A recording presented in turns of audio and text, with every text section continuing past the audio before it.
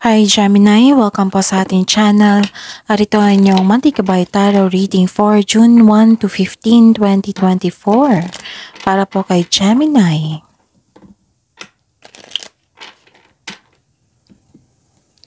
Please be reminded kung naka-resonate kayo, comment down. Kung hindi kayo naka-resonate, ibigay niyo po sa iba kasi general reading po ito.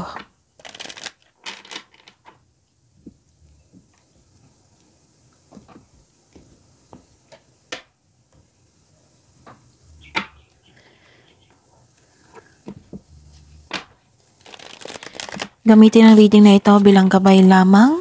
Please like, subscribe, and click pa button for notification para updated po kayo sa daily tarot reading natin. Maraming salamat po.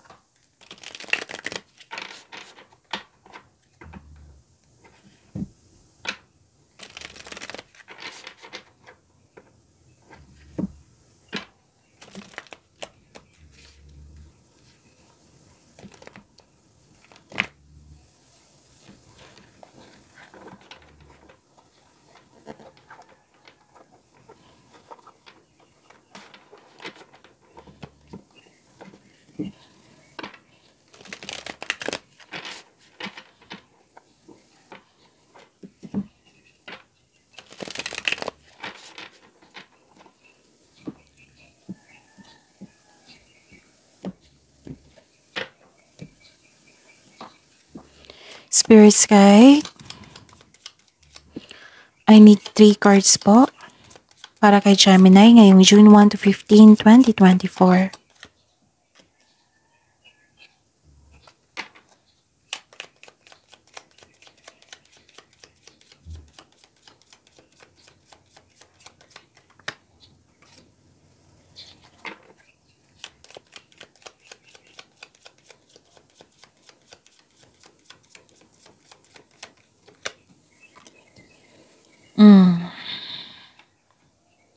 Okay, Gemini. Ngayong June 1 to 15, 2024, may nakita kong harvest dito. May nakita akong harvest, ani, pwede din sweldo mo ngayon, or basta po may harvest na nagganap, magandang bunga, at busy kayo. Okay? So,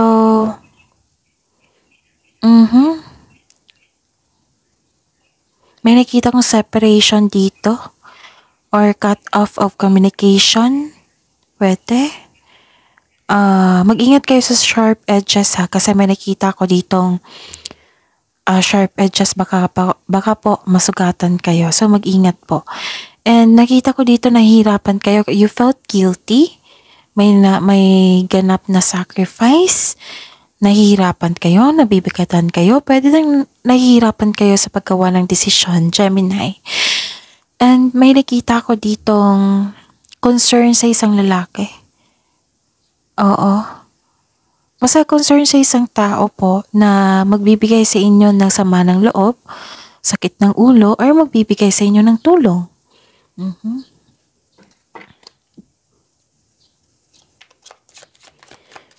Spirits guide, ano bang energy ni Gemini ngayong June 1 to 15, 2024? June 1 to 15, 2024 para po kay Gemini. Energy po.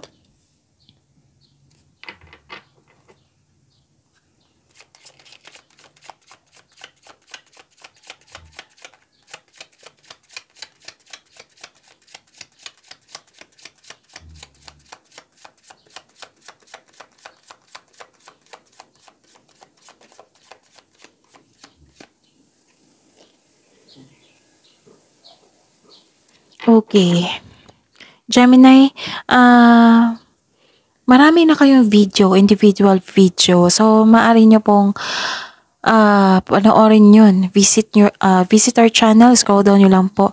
Kasi marami kayong video, like daily Gabay Tarot reading nyo, weekly Gabay Tarot reading nyo, separated video na Gemini sa general reading for June 2024 at may isang video pa na career and money, nakafocus sa career and money po para kay Gemini.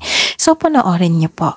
And sa mga suki ko dito na Gemini na humihingi sa akin lagi ng Monthly Kapay Tarot reading, bukas na po yung June 2024 natin. So, PM niyo po ako for schedule. At sa mga gustong magpa-personal reading dito, sa mga bago po dito, ito po yung video nyo. Sa baba niyan may nakapost na link.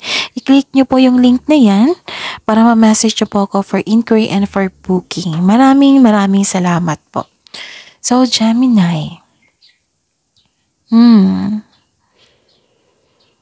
Ngayong June 1 to 15, 2024. May nakikita ako dito ng transformation, pagbabago. Pero nabigla kayo sa pagbabago. Yung may nakita ko ditong clinging pa sa past. Parang ayaw nyo sa changes. Ayaw nyo sa bagong simula. Ayaw nyo sa new beginning. Nahihirapan kayo. Pero you know what, Gemini? Kung nahihirapan kayo sa adaptation sa bagong simula, strength nyo ito. Gamitin nyo yung skills nyo. Actually, kay Gemini, no? Yes, mahihirapan kayo, pero matalino kayo eh. Oo, observer, matalino kayo, magaling kayo sa research. So, pag-aralan nyo hanggang sa ma-adapt nyo ang yung sitwasyon na bagong sitwasyon. Kasi, it might be itong new beginning na ito is necessary changes po. Kailangan yung changes. Baka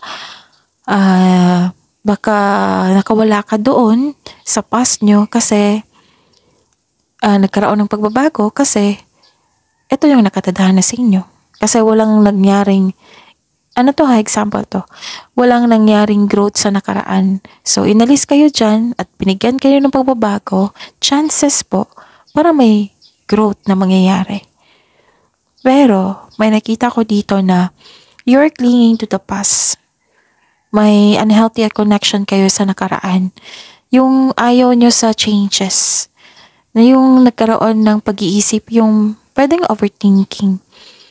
Kaya na kayo'y nahihirapan. Nakita ko dito na kayo nahihirapan, nagkaroon ng guilt, nagkaroon ng stagnation. Ano pa?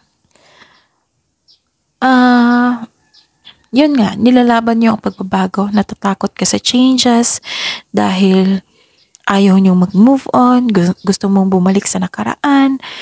Okay, so masakit talaga ang ending. Nagkaroon kayo ng anxiety dito at stress kayo.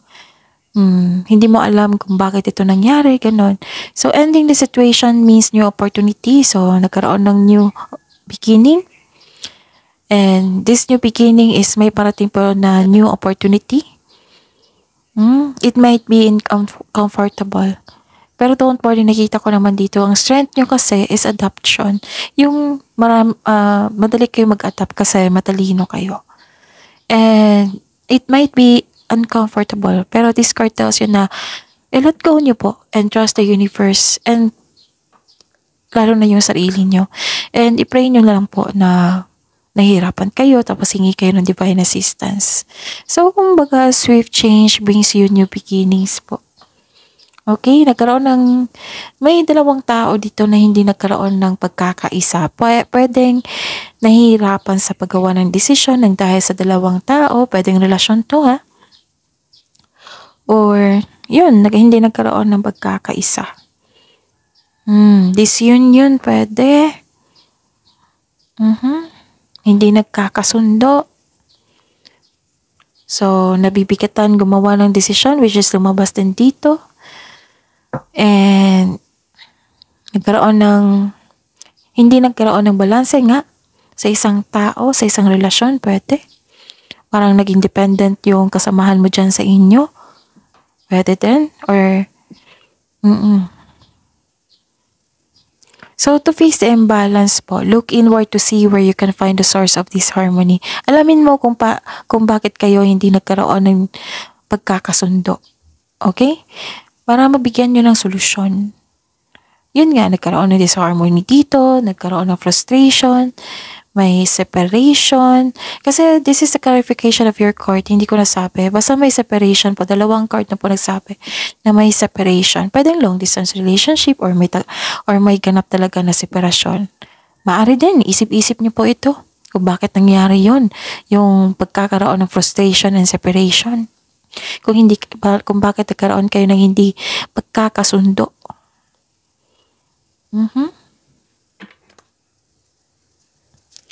Spirits guide, blessings po na possible blessings na ma-receive ni Gemini ngayong June 1 to 15, 2024.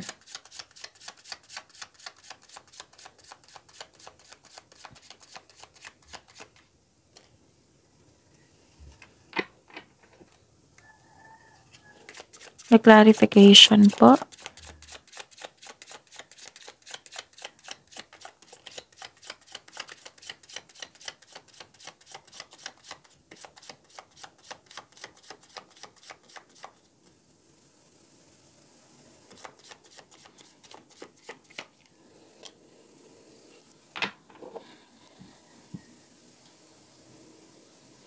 Okay.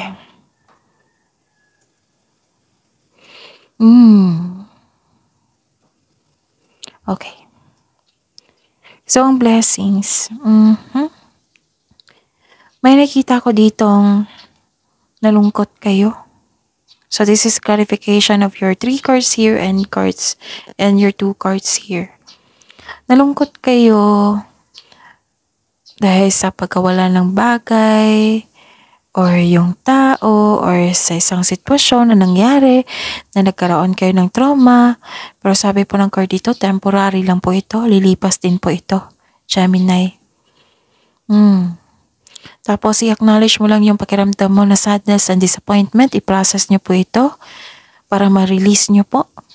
Kung kailangan umiyak, iyak po kayo. So, ayun, there is always a way out po. Crying is a very healthy thing to do. Kasi marirelieve yung stress mo, ma-ease yung pain, and cleanses our soul sa pag-iyak. So, ayun. Pwede din na may isip-isip kayo ngayon regarding sa scam na kinuha yung pera nyo. Or maaring may ganap, bago lang nagganap. So, kung hindi pa nangyari, kung hindi pa kayo na-scam, so mag-ingat po. Ingatan ang inyong kaperahan. Ngayon June 1 to 15, 2024. Pwede din na may maaari rin nalampasan kayo na opportunity na kailangan mo sana ngayon. Kaya disappointed ka kasi yun nga, nalampasan mo. And sabi po ng card dito na temporary lang po ito.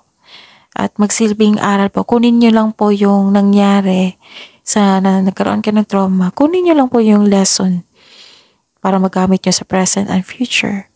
Tapos, mag-ingat, dobling ingat talaga kayo sa scammers po or mapanilang na tao. Okay? And don't worry. Kasi ang sabi po dito na ng cards nyo na don't worry Gemini, after nitong unos may parating na new direction.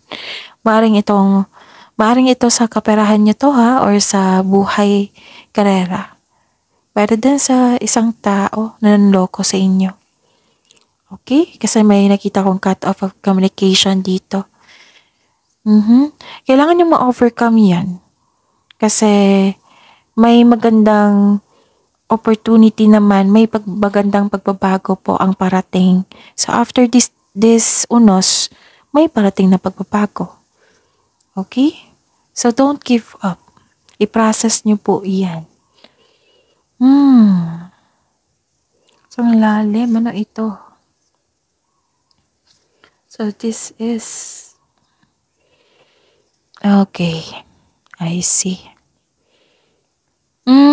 Gemini. May nakita ko ditong... kakasabi ko lang.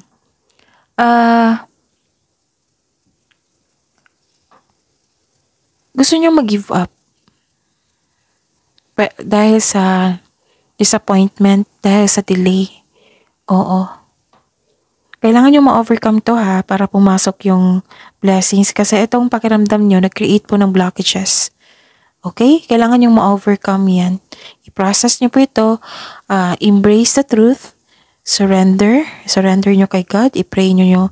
Mag-pray kayo. Tapos hingi kayo ng divine assistance. And, ayun. Anong tawag dito? Let go and move forward po. Okay? Mhm.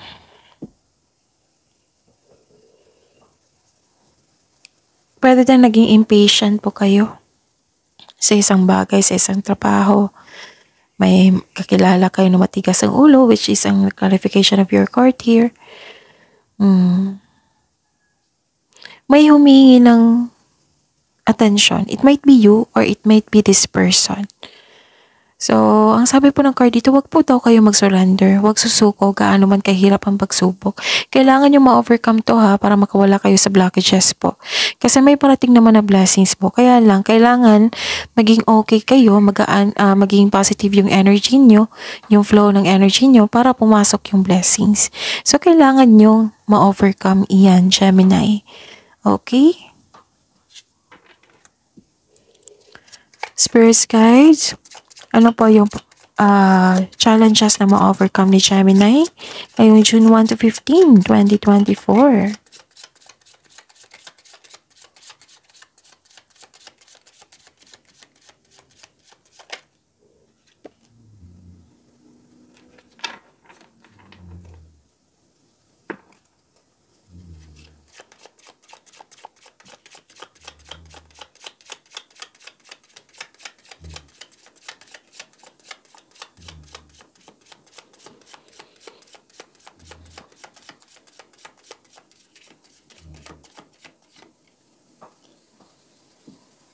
Okay.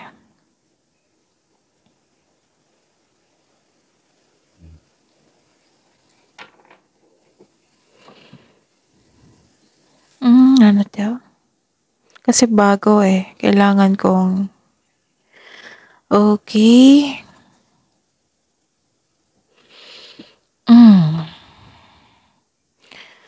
Nakikita ko dito na...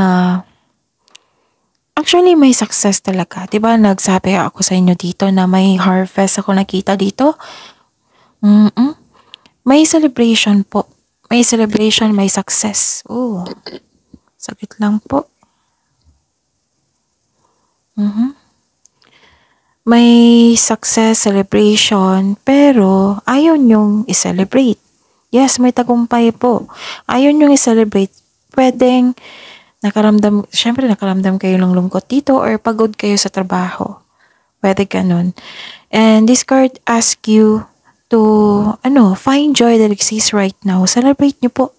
I-acknowledge nyo po para magkaroon ng increase of flow of positivity. Need nyo to kasi kailangan yung celebrate yan. You deserve to celebrate your success. Plus, magkakaroon ng positivity, energy, flow of energy. Makatulong ito para mawala yung blockages po. Okay? So, celebrate it kung pwede po. Kung pagod kayo, magpahinga, then pagkabukas, celebrate nyo. I-acknowledge nyo yung na-receive nyong blessings po. Okay? I-acknowledge nyo, magkaroon ng generosity, magkaroon ng gratitude, magpasalamat kayo sa universe sa natanggap niyong blessings. Okay? Ano pa? Okay. May nakita ako ditong dalawang card na po nagsabi dito na may celebration po. It might be your birthday, right? Oo. Sikapin yung hindi kayo ma-pressured sa inyong birthday. Like, trabaho pa rin kayo, kahit birthday, ayun. Give time for yourself. One day po yan. Kailangan yung i-celebrate yan and magbigay pasalamat, mag-thanksgiving, kahit konti lang po. I-acknowledge nyo yung nabigay na life sa inyo, mga blessings na received nyo, ganun. Okay? And nakita ko ditong salo-salo eh. Nagkaroon ng celebration, togetherness. May nakita ko ditong grupo. Busy kayo. It might be na na-drain kayo kasi nawalan kayo ng gana. Pero nakita ko naman dito na some of you na magkakaroon ng pagsalo-salo talaga. Kasi tinutulungan ka ng yung mga tao na sinusuportahan po kayo. Nag-celebrate po kayo. And yun. So I consider this tagumpay, yung birthday nyo po, and mayroon talagang tagumpay kasi may harvest. May pagdiriwang na may uko sa'yo. So, spend time. and celebrate by people who uplift and inspires you. Kasi this is a celebration po eh. It's time to have fun and focus on spending time with your favorite person, to your family also. So, di ba may humingi ng time sa inyo dito? O, bigyan ng atensyon. This is only one day, right? Kung celebration ito ng birthday. Ilang oras lang po ito for celebration, so give time. Pero kung sobrang pagod kayo, then wag niyong pilitin yung sarili niyo. Okay? So, celebrating with good friends or family is what you need most right now kasi ma-relieve yung stress mo. This is stress reliever eh. So, yun. Ito yung binigay na mensahe sa inyo para makarecover kayo sa nararamdaman nyo. Okay? So, that is your reading, Gemini. Panoorin niyo po yung ibang reading po para sa inyo ngayong June 2024. Please like, subscribe, and click bell button for notification para updated po kayo sa daily tarot reading natin. Maraming salamat po.